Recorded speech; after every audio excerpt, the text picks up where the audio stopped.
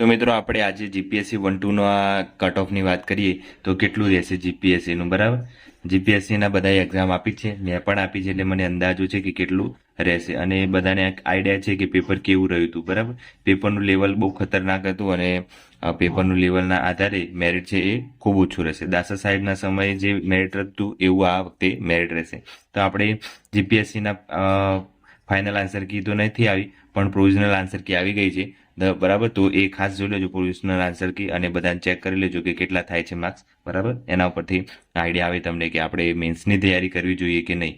મેન્સની તૈયારી અત્યારથી કરશો તો ભેગું થશે, બાકી 2 મહિનામાં ના ભેગું થાય, એટલે અત્યારથી મહેનત કરો તો વાંધો આવે નહીં. તો આપણે એક વસ્તુ જોઈએ કે કેવી રીતના આપણે મેરિટ નક્કી કરીએ, કેમ કે ગઈ વખતે આપણે ડીવાયએસઓનું જોયું હતું તો પણ આપણે એટલું જ જોયું હતું કે ડીવાયએસઓમાં એટલું જ રહે છે, બરાબર. તો આપણે જેટલી આઈએમપી આપી હતી, બરાબર, એસટીઆઈમાં એ પણ પૂછાઈ હતી, બરાબર. અને મેરિટ છે એ રીતના જ રહેતું હોય છે.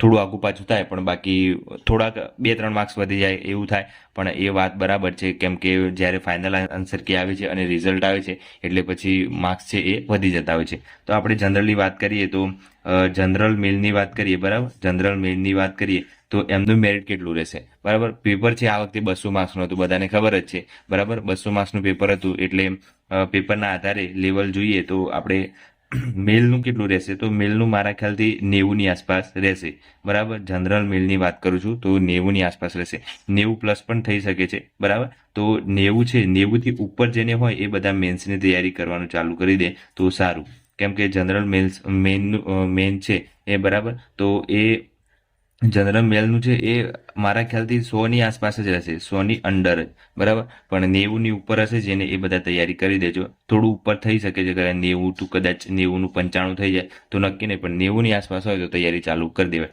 પછી ફિમેલ, જનરલ ફિમેલની વાત કરીએ આપણે તો જનરલ ફિમેલમાં પણ એવું જ હોય છે કે થોડુંક આગું પાછું થઈ શકે છે. 85 હોય કાં તો 80-85 થતા હોય તો તૈયારી ચાલુ કરી દેવાય ફિમેલ માટે, બરાબર. તો ઘણા ખરાને એમ કન્ફ્યુઝન થતું હોય કે પછી મારું નામ ના આવે, ઘણાને એવું થતું હોય છે, એક માર્ક્સ માટે રહી જાય છે. એક મારો ફ્રેન્ડ હતો, એને ગઈ વખતે એટલા જ હતા અને એસટીઆઈમાં કંઈક એવું થયું હતું કે 106 હતા, 106 અટક્યું હતું, 105 યાદ નથી, પણ એને 104 હતા, એટલે એક માર્ક્સ માટે એ રહી ગયો હતો. એટલે એ રીતનું બધું થતું હોય છે, એટલે એક બે માર્ક્સ માટે ઘણાને રહી જતા હોય છે. તો કંઈ વાંધો નહીં, પણ 90 ઉપર હોય તો તૈયારી કરી દેવાય મેલને ફિમેલને, બરાબર. પછી બીજી વાત છે કે એસસી એસટીનું કેટલું રહેશે, એસસી એસટી, બરાબર. અને ઓબીસી, બરાબર. એસસી એસટી ઓબીસી તો મારા ખ્યાલથી ઓબીસી વાળાને એટલું બધું નીચું નહીં જાય, બરાબર, કે આપણે જેટલું છે હવે આપણે જેટલું 90 છે તો અહીંયા પણ 85ની આસપાસ જ રાખવાનું, 5 ઘટાડી દેવાના એમ. દરેક વખતે તમને ખબર હોય છે હવે તો બધું સરખું જ થઈ ગયું છે, મેરિટ તો કંઈ એવું છે નહીં એસસી એસટી કે ઓબીસી વાળું, પણ 1-2 માર્ક્સ ઓછા રહે બસ, બીજું કંઈ નહીં. તો આપણે જોઈએ કે એસટી માટેનું કેટલું રહે, એસટી માટેનું પણ 70-80ની આસપાસ હશે તો વાંધો નહીં આવે. 70 ફિમેલ માટે અને 80 છે એ મેલ્સ માટે, બરાબર.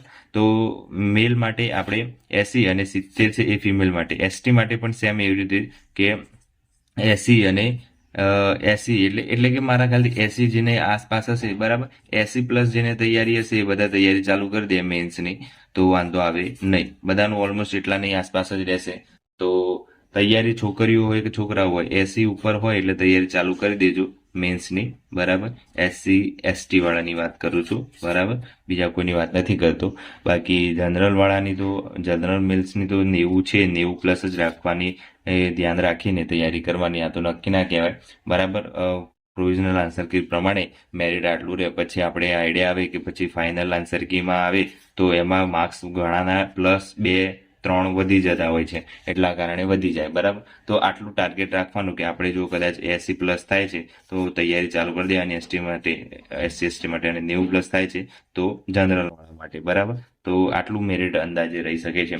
અને પેપરનું લેવલ છે એ બહુ ખતરનાક હતું, એટલે એના આધારે જોઈ શકાય કે મેરિટ છે એ એકદમ ડાઉન જશે. 100ની ઉપર તો જશે જ નહીં મારા ખ્યાલથી, બરાબર. 90ની આસપાસ જ રહેશે, એમ 100ની અંડર જ રહેશે એમ મારા ખ્યાલથી. એટલે જેટલું બને એટલું મહેનત કરવાનું ચાલુ કરી દેજો મેન્સની, એટલે વાંધો આવે નહીં. ઘણા ખરાને હવે ડાઉટ થતો હશે કે આ મેરિટ કેવી રીતે બને છે. આ ખાલી આપણે અંદાજિત બનાવ્યું છે, અંદાજિત છે, એટલે એટલું બધું પેલું મગજ ઉપર લેવાનું નહીં, બરાબર. અને મહેનત કરી દેવાની, જો આપણે વધારે માર્ક્સ થતા હોય તો વાંધો આવે નહીં. હવે આ રિઝલ્ટ છે થોડા સમયમાં આવી જશે અને આઈડિયા આવી જશે, એટલે તૈયારી કરવાનો સમય નહીં મળે એટલા માટે આપણે અંદાજિત બનાવ્યું છે કે તૈયારી શરૂઆત થઈ જાય આપણે મેન્સની એમ. તો મેન્સ કરવા માટે માર્ક્સ આટલા હોવા જોઈએ. SC/ST માટે 80 બરાબર, અને 90 હોય મેન બરાબર જનરલ વાળાની, તો વાંધો આવે નહીં બરાબર. તો વિડીયો ગમ્યો હોય તો લાઈક, શેર, સબસ્ક્રાઇબ કરી દેજો બરાબર. તો આજ માટે આટલું રાખીએ. જય હિન્દ, જય ભારત.